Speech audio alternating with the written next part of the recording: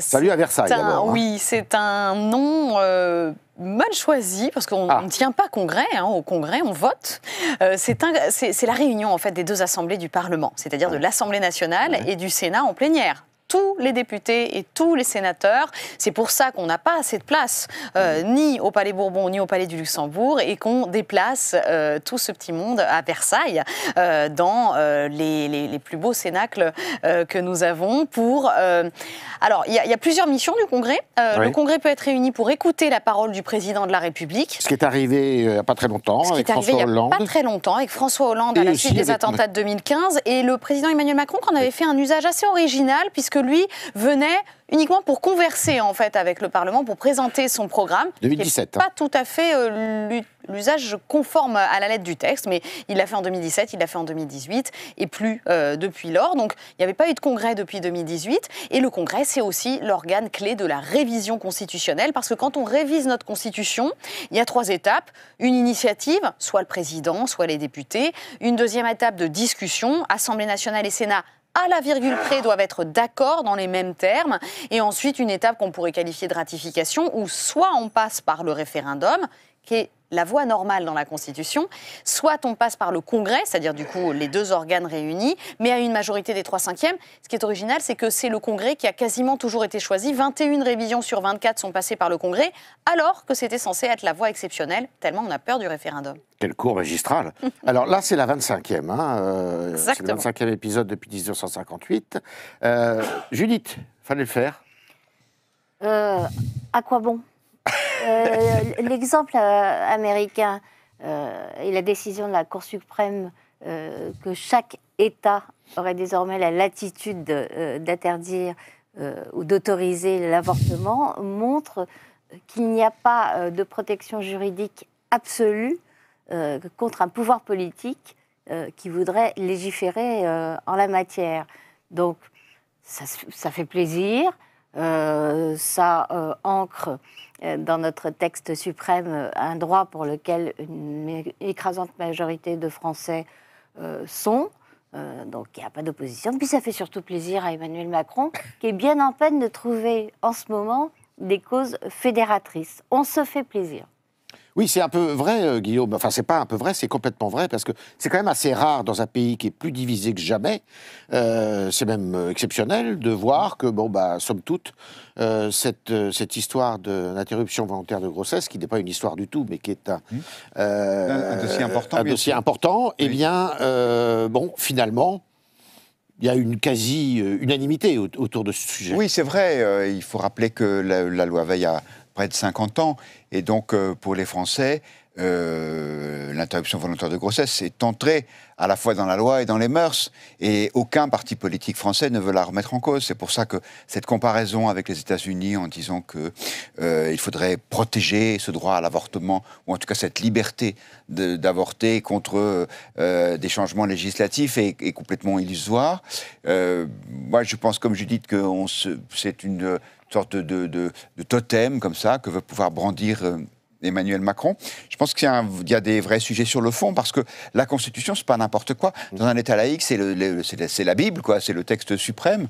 Et donc, que va-t-il advenir de la liberté de conscience des médecins, par exemple, qui ne souhaitent pas ou qui ne veulent pas, pour des raisons de conviction personnelle, procéder à des interruptions volontaires de grossesse? Est-ce que, avec la constitutionnalisation de cette liberté, il va y avoir ou non des offensives juridiques, on ne le sait pas. Je pense que c'est dommage, que c'est un sujet qui est tellement sensible que en faire comme ça une sorte d'outil de politique politicienne, je trouve ça malvenu.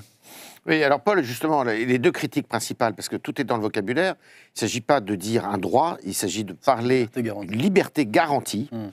Donc les deux critiques, c'est la première de dire est-ce que ça peut devenir, au terme de ce vocabulaire, un droit opposable, c'est-à-dire que vous n'avez pas le droit de me refuser. Et est-ce que les médecins, les médecins qui ne voudraient pas justement se prêter à cet exercice, eh bien, pourraient être poursuivis en justice et seraient donc condamnables? Oui, une liberté garantie. Liberté, ça l'était déjà depuis la loi Veil. L'avortement, c'était une liberté en France. Et garantie, c'est surtout le terme qui pose question. Garantie, ça veut dire garantie par qui? Est-ce que ça veut dire que l'État, constitutionnellement, prend l'engagement de fournir un droit, effectivement, à l'avortement à toutes les femmes dans n'importe quelle situation? On voit bien, par exemple, qu'il peut y avoir de plus en plus, et ce qui est pointé par ceux qui disent l'avortement est possible en France, mais parfois, c'est pas toujours très facile d'accès. Il y a des tensions dans le milieu médical, on le voit. C'est vrai qu'il y a des hôpitaux de campagne dans lesquels, par exemple, l'IVG, c'est pas forcément la priorité lorsqu'il y a des tensions très importantes sur le fonctionnement d'un système hospitalier.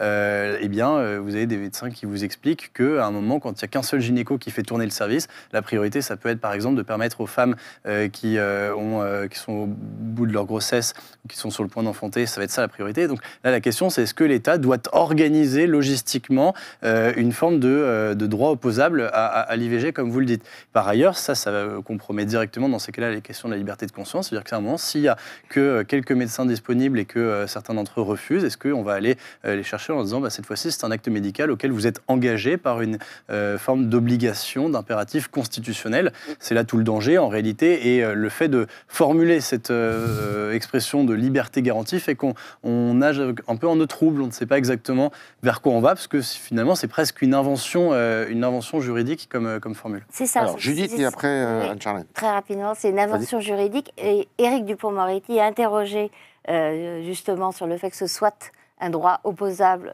ou pas, a dit très clairement, ce n'est pas un droit opposable. Oui, oui. Sauf que ça dépend aussi de la jurisprudence, peut-être à venir, du Conseil constitutionnel. Mais en fait, corrigez-moi si je dis des bêtises, mais un droit garanti, je ne sais pas ce que c'est.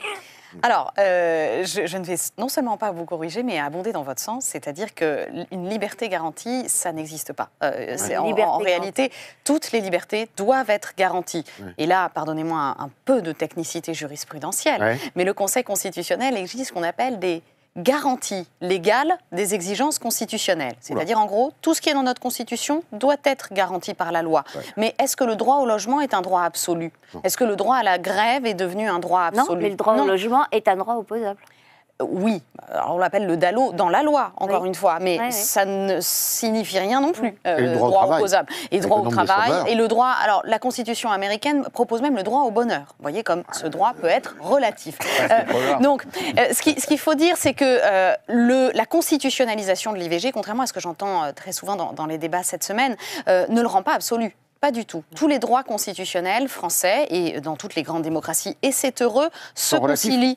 Voilà, ils sont relatifs, ils se concilient. C'est l'objet du législateur, c'est la compétence du législateur de concilier les droits, et c'est le Conseil constitutionnel et les juges administratifs dans l'application quotidienne qui vérifient cette conciliation de manière à ce qu'il n'y ait pas de disproportion manifeste. C'est-à-dire que si vraiment vous avez fait 25 demandes d'IVG et qu'aucun médecin n'a jamais accepté de le faire, causant un préjudice grave, voilà, c'est des choses qui pourraient déjà être plaidé en jurisprudence. Donc aujourd'hui, rien ne change. Le régime juridique de l'IVG, c'est toujours celui de la loi Veil. Donc je voudrais ajouter un point sur la clause de conscience. La liberté de conscience du médecin, c'est une liberté constitutionnelle garantie aussi. Donc elle sera conciliée avec le droit à l'IVG. Et donc on me parle souvent de nouveaux recours. Quels sont-ils? Est-ce qu'il s'agit de recours juridictionnels devant l'ordre des médecins?